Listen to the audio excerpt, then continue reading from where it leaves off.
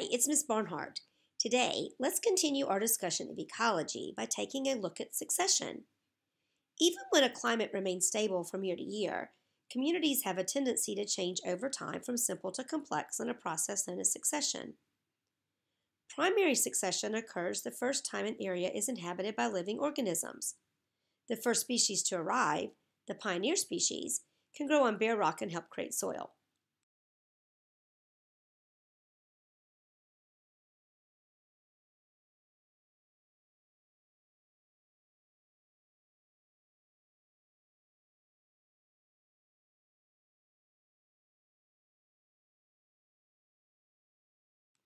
Lichens are an example of organisms that are pioneer species.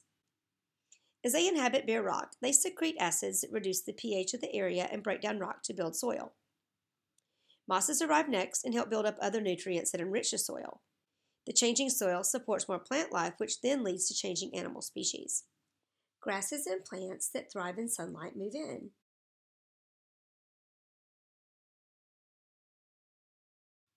But are soon replaced by shrubs and more shade-tolerant species.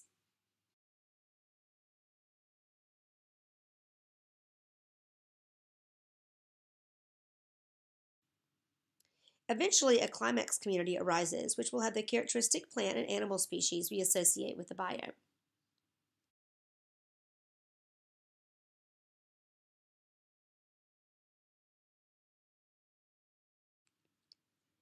Secondary succession occurs as a community rebuilds after disturbance, like clear cutting or a forest fire.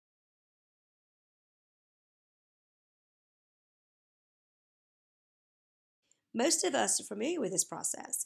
If you've ever seen a vacant lot or a cleared field slowly become occupied with increasing number of species, you've seen secondary succession. Succession produces a change in species composition. If a wooded area is cleared or burned, then left alone, plants will eventually repopulate the area, and over time the area will again become a forest. One key difference in primary and secondary succession is that in secondary succession, soil remains. Three dynamic processes that are important when considering how and why succession occurs are establishment, facilitation, and inhibition. In establishment, the early successional species are characterized by weedy R-selected species that can tolerate harsh pH conditions.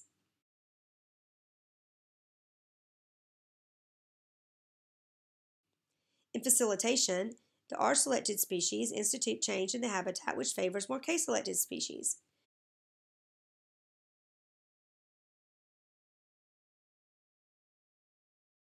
For example, as the soil becomes enriched by the actions of the grasses, shrubs are now able to grow.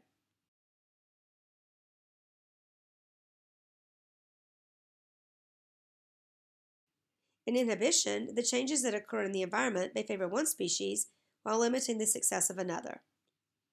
As trees move into the area, they will outcompete smaller plants, and only shade-tolerant smaller plant species will be favored to grow.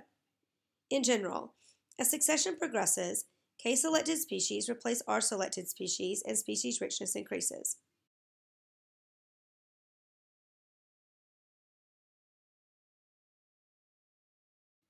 While disturbance may be thought of as harmful, scientists now know that moderate disturbance is necessary in a community to maintain the optimal level of ecosystem richness and stability.